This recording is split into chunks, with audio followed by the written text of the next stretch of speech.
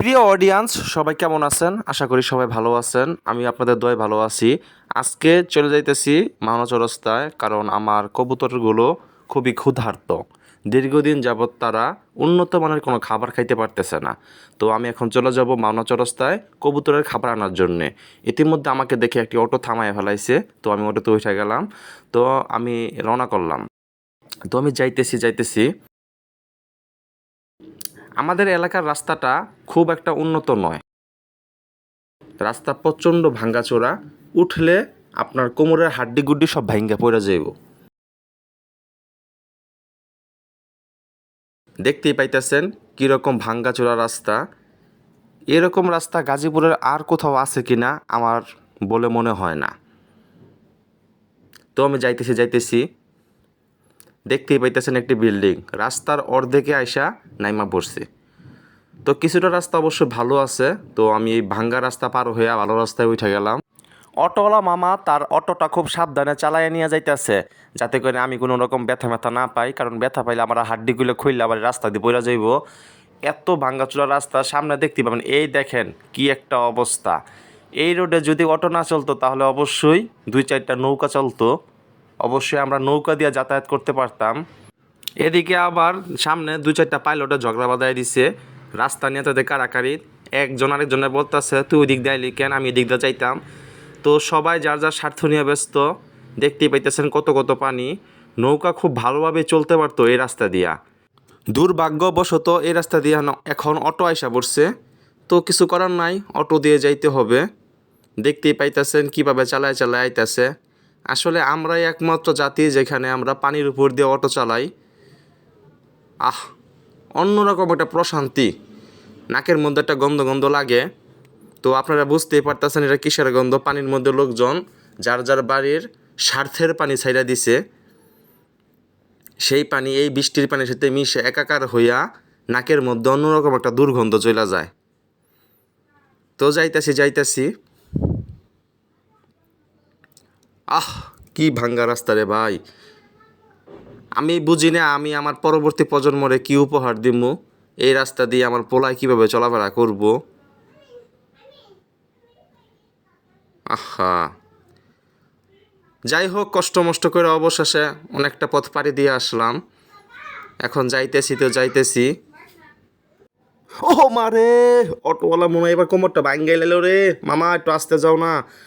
তো অটোওয়ালা মামা এমনভাবে চালাইছে, এমন একটা গাতার মধ্যে চাক্কা ফেলাই দিছে, তো আমার কোমরের হাড্ডিটা একটু ব্যথা পাইছি। তো মামা একটু সাবধানে যাইন। তো যাইতেছি অবশেষে ভালো রাস্তার মধ্যে আসা পড়লাম। অনেকটা কষ্টের পথ পাড়ি দিয়ে আসলাম। এখানে শুধু আমারই কষ্ট না, আমার এলাকাবাসীর অনেকেরই কষ্ট হয় এই রাস্তা দিয়ে যাতায়াত করতে। তো আমার জানা নাই এই রাস্তা কবে ঠিক হবে। আমার জন্মের পর থেকে দেখছি ভাঙ্গা, এখনও সেই ভাঙ্গাই। এই ভাঙ্গাই রয়ে গেল। আমাদের 3-4 প্রজন্ম এই ভাঙ্গা রাস্তা দিয়ে চলাফেরা করলো, রাস্তা আর ঠিক হইল না। যাই হোক, রাস্তা নিয়ে আর কথা বাড়াইব না। চলতেছি অবশেষে চলে আসলাম মাওনা চৌরাস্তায়। এদিকে আবার রাস্তার দুই পাশে খুব সুন্দর সুন্দর ময়লা আবর্জনা পড়ে আছে। তো আমার উদ্দেশ্য হইল যে আমি যাবো যাইয়া আলামিন পোলট্রি ফিটে। ওইখানে আবার পাইকারি রেটে কবুতরের খাবার পাওয়া যায়। তো কবুতরের খাবার আনার জন্য যাইতেছি। ও ইমরান, এদিকে।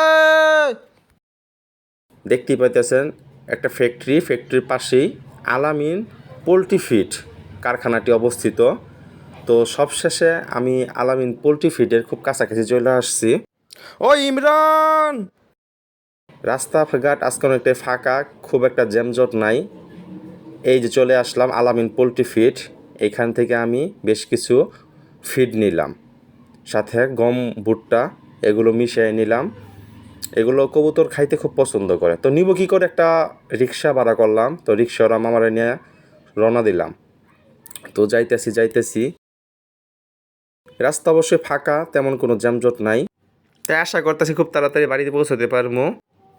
তো রাস্তায় যাইতেছি যখন, তখন মামারে কইলাম, মামা একটু দেখে শোনা তোমার রিক্সাটা চালাইও। ইদানিং আবার রাস্তাঘাটে দুর্ঘটনার শিকার মানুষ বেশি হয়, তাই যতটা সতর্কতা অবলম্বন করা যায় ততটাই ভালো। তো যাইতাছি কইছি রাস্তার ফুটপাতের উপর রিক্সা তুলে দাও, তাও বালা, তাও রোডের উপরে নামায়ও না। এদিকে আবার লোকজন দাঁড়ায় আছে, এরা ময়মনসিংহ যাবে, তাই ফ্লাইওভারের মাথা থেকে তারা বাসে উঠবে। এখান থেকে বাসে উঠলে এটা দূরপাল্লার বাস, খুব তাড়াতাড়ি যাওয়া যায় ময়মনসিংহ। তো রিক্সায় ওঠার পরে একটা অন্যরকম প্রশান্তি অনুভব করতেছি, কারণ রিক্সায় উঠলে আবার আকাশটা দেখতে দেখতে যাওয়া যায়। একটুর লেগে বোঝায় বাজায় দিছিল। আসলে এইসব ময়মনসিংহ বাসের আবার স্বভাব খারাপ, তারা ছোট ছোট রিক্সা পাইলে তার বাজায় দেয়। তো যাইতেছি, রাস্তা ফাঁকা। রাস্তাঘাটে যত সাবধানে চলাফেরা করতে পারেন সেটা আপনার জন্যই মঙ্গলজনক।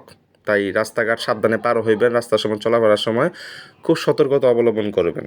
তো এখানে আবার সিগন্যাল পড়ছে, তো আমি ভাবলাম মানস রাস্তা আবার রেললাইন কবে থেকে হইলো, তো শুনলাম যে আবার ভিআইপি আইব, এই জন্য সিগন্যালে আমার অনেক সময় নষ্ট হইলো।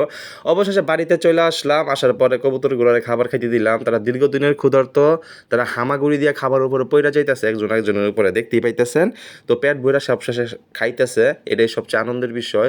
কবুতরে খাওয়াইতে আমার খুব ভালো লাগে। কবুতর বেশি বেশি খাইয়া বেশি বেশি বাচ্চা দিব, এগুলো আমি বেচা আর্থিকভাবে লাভবান হইমু, আমি তো এইটাই চাই।